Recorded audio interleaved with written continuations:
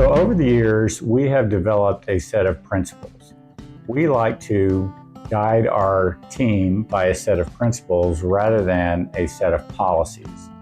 What I've learned in business through reading multiple books and looking at really highly successful businesses is they rely more on principles than they do on policies.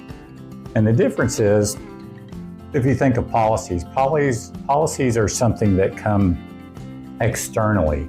They are rules that you may or may not have a part in putting together or creating that you are required to abide by. And then they are enforced by a set of consequences. That's opposed to principles, which principles are internal, not external. So they're rules that you live by because of the values that you hold. So for instance, if you have a child and you're going to cross the street, you tell them to hold your hand every time you cross the street.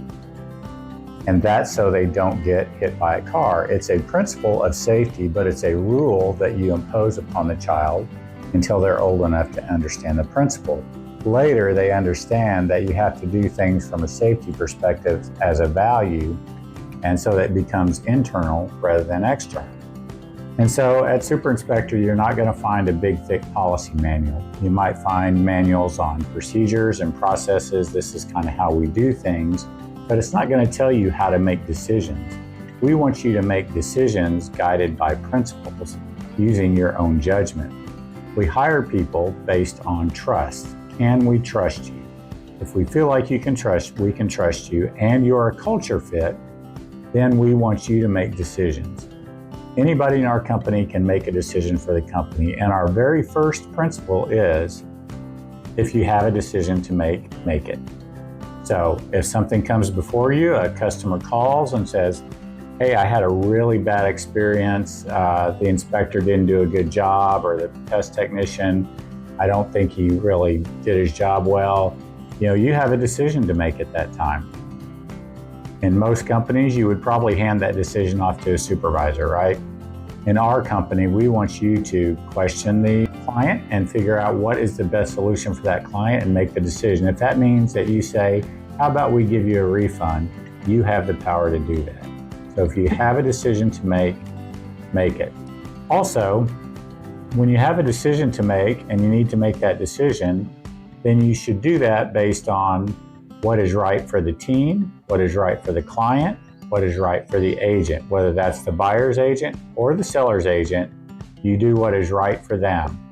And so if you are wondering what decision you need to make, then follow those principles. Say, what do I need to do that is going to be right for the client, right for the team, right for the agent? If you follow those three principles, then you'll make a good decision every single time. Number 2, no excuses. Don't try to make excuses for why we didn't do something or why we gave bad service or anything like that. Simply offer a solution. So if a customer says to you, the home inspector didn't show up, he was an hour late for showing up. Don't start saying, well, there's traffic and this and that and da-da-da-da-da. Simply offer a solution. Was he able to complete the inspection? Did you get your report on time? That's great. Let me go ahead and take $100 off of your inspection fee for your inconvenience, or something of that nature. Use your best judgment. We trust you to make that decision. So no excuses. That doesn't mean that there's no reason that things happen. It just means that the reasons aren't really important. The important thing is, what is the solution to the problem? Take responsibility. That's the next principle. So if a problem comes before you, take responsibility for the problem. That doesn't mean that you're taking the blame for the problem. That just means you're taking responsibility for the solution to the problem. So if a problem comes before you, you can tell the client, I'm going to handle this for you. Once you say that, now you have all the power to control the situation and control the solution. If you start blaming other people and putting responsibility elsewhere, then you give away all that power. And that power goes to whoever you're pointing your finger at. So instead of saying, oh, that wasn't our fault, that was the listing agent didn't have the house ready for the inspection. Well, now you've put it off on the listing agent. If you say, I'm going to handle this for you, and you say, we will offer the solution then, We couldn't get it done today. We will get it done on this day at this time.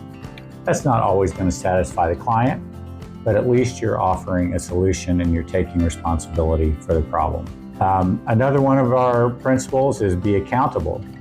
So that means when other team members say, hey, I don't think you're living up to the standard here, to the super team standard, or I don't think you're handling that properly, or it doesn't look like you took responsibility for that, or you're making excuses for something, you accept that accountability.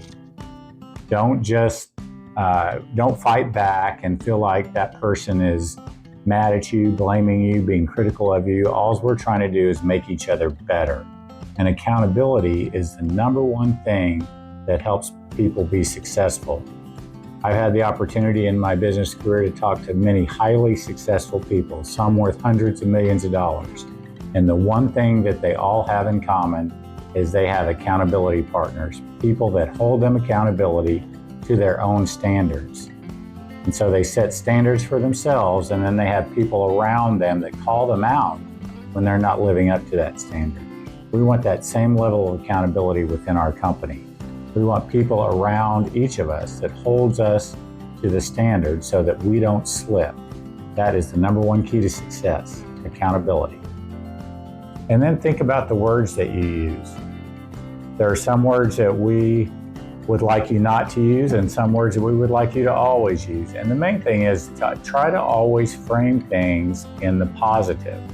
For instance, if you're a home inspector and for whatever reason you're not able to inspect the roof from roof level, most inspectors are going to go to the client and say, well, I couldn't walk on the roof. And what happens when you do that?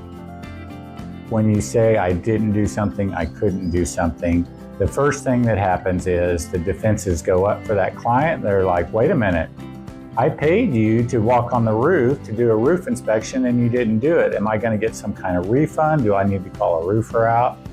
So when you start out in the negative and you start saying, so these are words you don't use, I didn't, I couldn't, I wouldn't, I won't, I can't.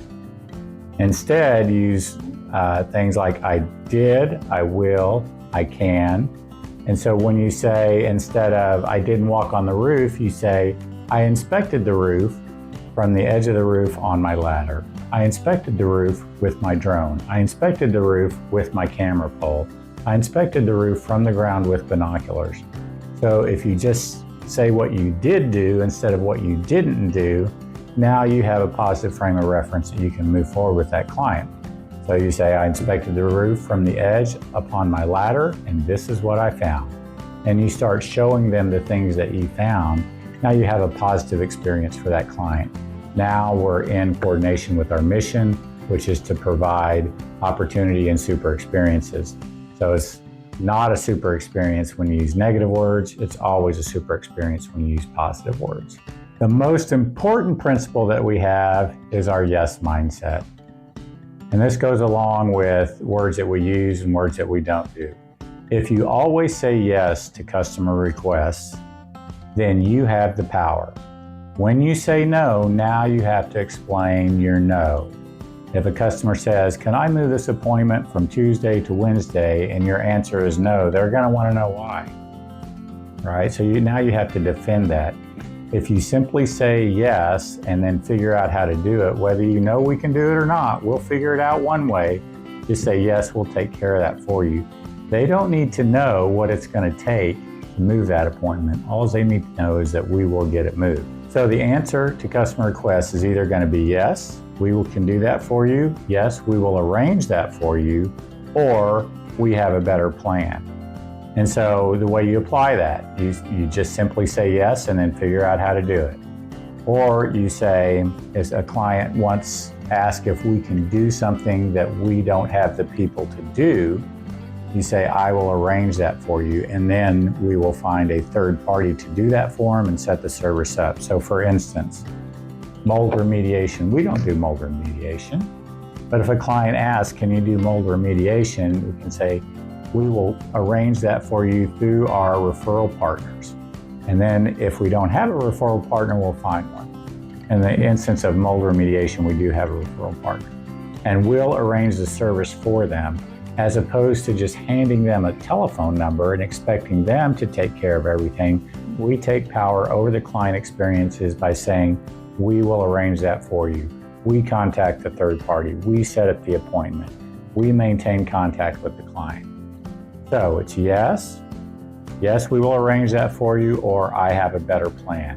So even if we can't move that appointment to Wednesday because we don't have the people or whatever it is, then maybe a better plan is, how about we move that to this afternoon? I have an inspector available, or I have an inspector available Thursday morning. Would that work better for you? And so we give them options rather than just telling them, no, we can't move it to Wednesday. If you can't fulfill that request, you don't even really address it. If they say, can you move my appointment to Wednesday? You say, hey, I have an appointment available this afternoon. I also have one Thursday morning. Which one would work better for you? So now and then they might say, well, so you can't do it Wednesday. You say, yes, unfortunately, but we do have appointments available Tuesday afternoon and Thursday morning. So you're giving them options rather than just saying, no, we can't do that, and then leaving them to make their own arrangements. So we always want to be offering solutions and options. So the yes mindset is always say yes. Even if you don't know if we can do it or not, just say yes and we'll figure it out later. If unfortunately we have to call the client back and say, hey, we couldn't do that, that's okay. They would rather that you try than not try at all.